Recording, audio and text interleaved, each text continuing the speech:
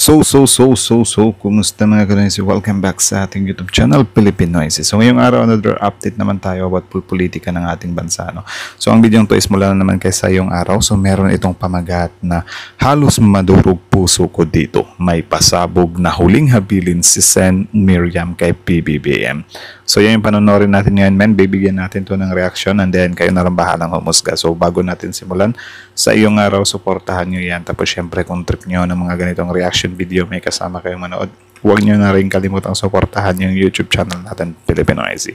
So mga kanoysi, hindi na natin ito patatagalin pa. Simulan na natin. Baka agawin pa ng China. Again, ang pamagat ng video ito, halos madurog puso ko dito. May pasabog na huling habilin si Senator Miriam kay PBBM. So ano kaya yan, ano? So nakaka-curious naman. So again, sa iyong araw, Pilipinoysi, like, comment, share, subscribe. Start. Grabe, hindi ko mapigilang hindi umiyak mga kaibigan. Hindi maantig ang aking puso sa aking napanood patungkol sa yumaong senadora na si Miriam Defensor Santiago. Yan, saludo. Na kaya pala tahimik si Pangulong Bongbong Marcos sa kabila ng ingay ng kanyang mga kalaban. Ito ang nakakayak na payag ng Ito yung literal, 'di ba? Na the politician we never had, 'di ba? The president we never had. Hindi yung Kibuloy, the senator we never had.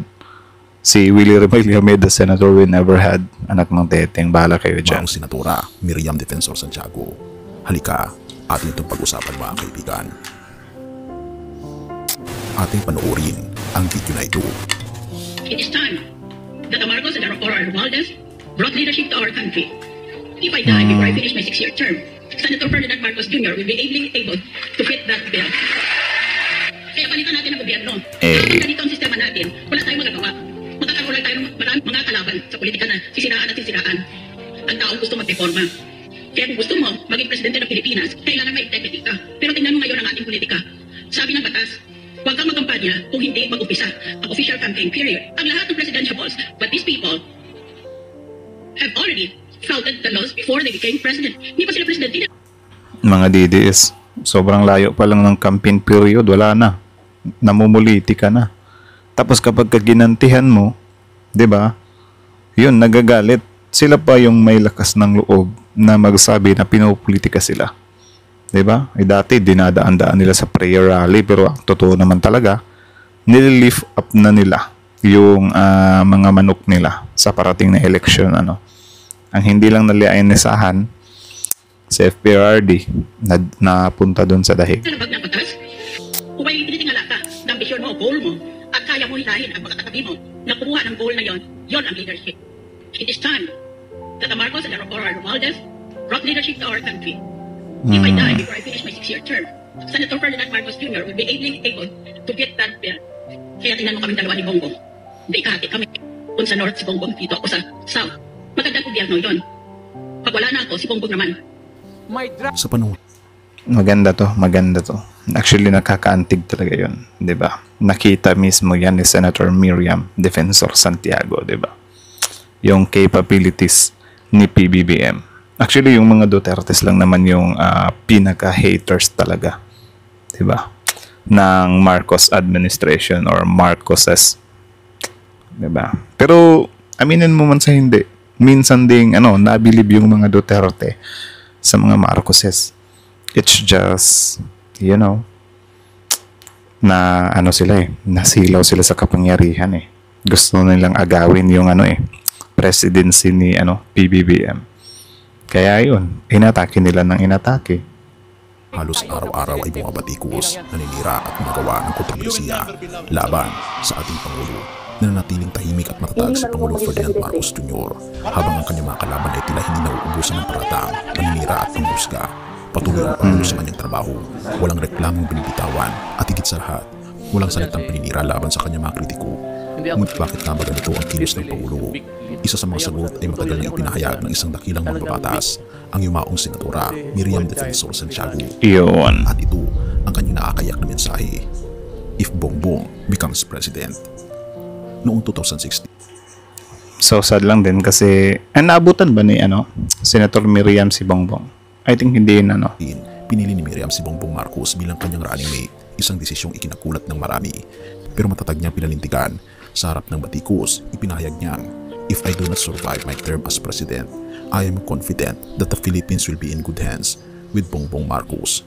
Isa pa sa kanyang makapangyarihang pahayag ay nagpapaliwanag kung ano ang tunay na pamumuno.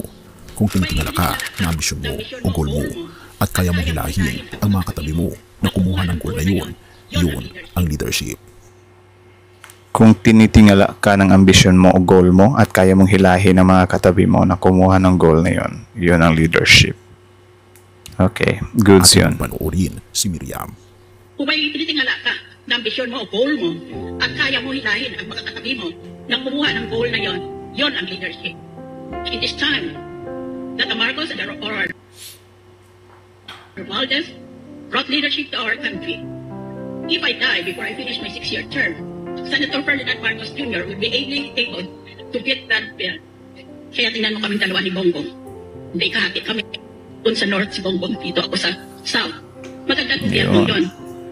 Pag wala na ako, si Bongbong naman. Siguro kung ito yung naging vice president ni Bongbong ngayon, President Bongbong Marcos, baka medyo may peace pa yung yung tawag dyan, yung bansa natin. Diba?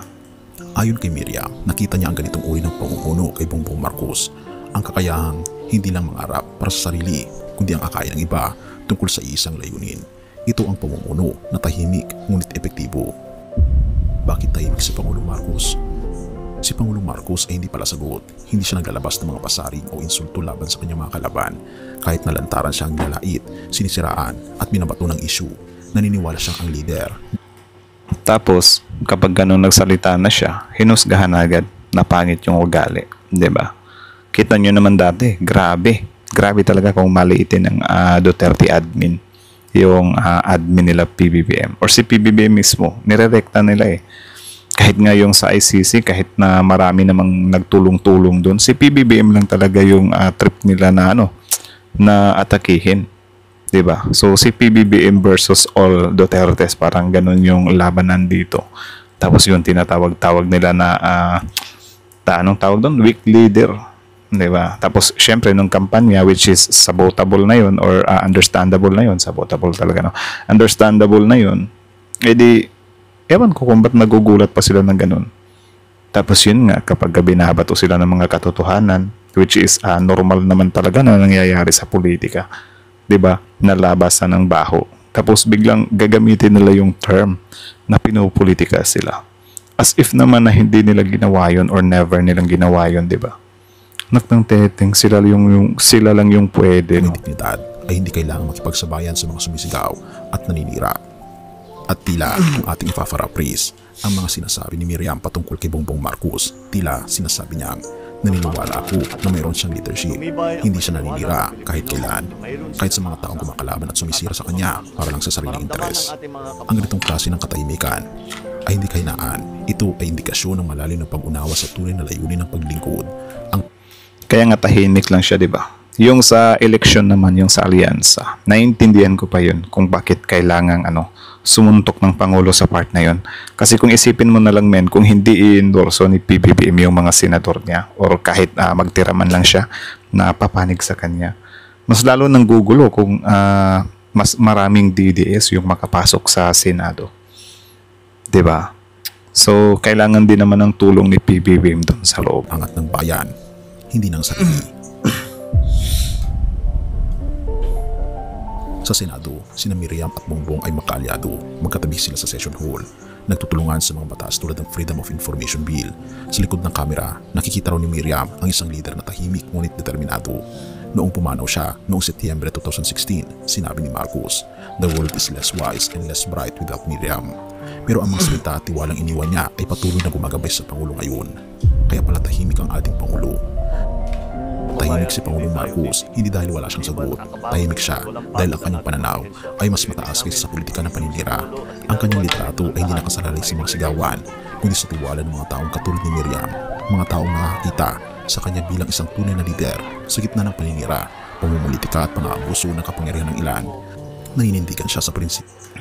Actually, kung hindi lang sana nagkawatak-watak yung unit team, wala naman talagang ganitong malalang pambabatiko sa Pangulo eh. Kasi for sure ma-appreciate din nila 'Di ba? It's just ano lang talaga, nagkahiwalay yung unit team. So need nila na atakihin yung administrasyon. 'Di ba? Tapos syempre, yung iba diyan, ang mga DDS, ayaw talaga nilang tingnan yung mga magandang nagawa ng admin. 'Di ba? Ayaw nilang purihin 'yon. 'Di ba? Ewan ko kung insulto sa kanila 'yon or ayaw lang talaga nilang makakita ng mga magagandang balita patungkol sa admin, 'di ba? So, pero sa akin lang kung ano talaga, kung hindi nagkawatak-watak yung unit team, malamang sobrang taas pa rin ng rating ni PBBM. Ewan ko ba kung sino nagpauso niya na 3 years pa lang after the election is election of the president na agad yung iniisip. 'Di ba? Isipin nyo, 2023 pa lang, 1 year pa lang naupo si PBBM, ang usap-usapan, sino yung mga malalakas na presidente this coming 2028? Can you imagine that? Parang nilalaro lang yung politika, par. 'Di ba? Ewan ko. Pio ng respeto, dignidad at serbisyo. At iyong Pilipino na leadership ayon mismo kay Miriam Defensor Santiago. Have mercy, O God, at purihin ang ating Panginoong Diyos. So, yun lang naman mga kanoisis. So, hanggang dito na lang muna. No? So, kita nyo naman yun. About yun kay late Senator Miriam Defensor Santiago. No? So, again, hanggang dito na lang muna sa iyong araw. Supportahan nyo yan. Original video link in the description box below. Tapos, syempre, bago nyo iwan yung YouTube channel natin, Filipino IC, don't forget to like, comment, share, subscribe. So, subscribe nyo rin sa iyong araw. Tapos, channel natin, Filipino IC. So, kita nyo naman yun. Diba? Yun yung some kind opinion, 'di ba, ni Senator Miriam Defensor Santiago. It's so sad lang din kasi hindi niya na naabutan, 'di ba, nung naging presidente na si PBBM. Kasi kahit siya naman nakita niya 'yon, 'di ba? Ewan ko lang kung naabutan ba ni Senator Miriam, former Senator Miriam Santiago, yung tatay ni PBBM. Pero I think naabutan niya, 'di ba? So, 'yun lang. Nakakalungkot lang din Yun yung tipo talaga na halimbawa ganyan si Senator Miriam Santiago. Siya talaga yung presidente na hindi natin nakuha, 'di ba? Or kumbaga the president we never had.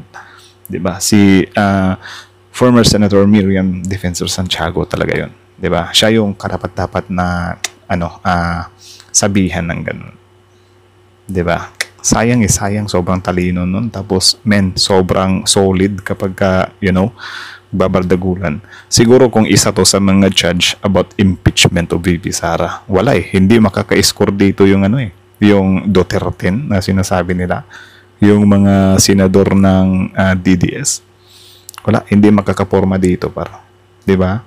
Sayang hindi natin siya naabutan. 'Di ba? Hindi gaya ng iba, 'di ba? Yung mga Alipores ni Kibuloy, ang lakas ng loob, 'di ba? Sinayang daw natin si Kibuloy, di ba? Sinayang daw natin si Willie, anak ng Teteng. Paano naging sayang 'yun? Di ba? Wala pa nga kayong napatunayan sa Tapos gaganyanin niyo, parang sisisihin niyo pa yung mga Pilipino kung bakit hindi kayo binoto. Di ba? Hindi na lang manahimik, di ba? Hindi na lang tanggapin yung pagkatalo nila. Sisisihin pa tayong mga butante. Di ba? Ayun, minalas-malas sila kasi syempre di nila lubos akalain na kahit paano matalino na yung mga Pilipino, hindi na basta-basta nauto.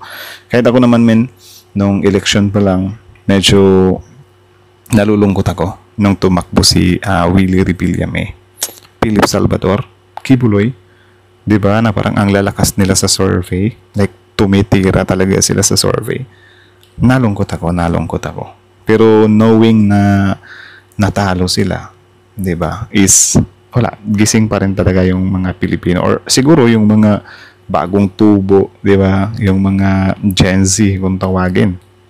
'Di ba? So, luckily na lang talaga medyo nag-evolve na rin yung mga voters. So sana this coming 2028 mas maging matalino na yung mga botante Kasi for sure this coming 2028 nag-aabang na naman yung diyan, yung mga artistang senador, tatakbo ulit yan, 'di ba? Or baka may bagong mukha na naman tayong makita na tatakbo this 2028. So wag naman sana, 'di ba? So ipakita natin sa mga artistang to, sa mga taong to na tumatakbo lang, 'di ba? Porket mga sikat or kilala, ginagamit yung fame nila kasi kata. So, anyways, hanggang dito na lang muna. So, kayo na masasabi nyo dito, comment down below. Tapos yun, pag-usapan natin yan sa comment section. So, again, sa yung araw, Filipino IC. Like, comment, share, subscribe. Filipino IC's out.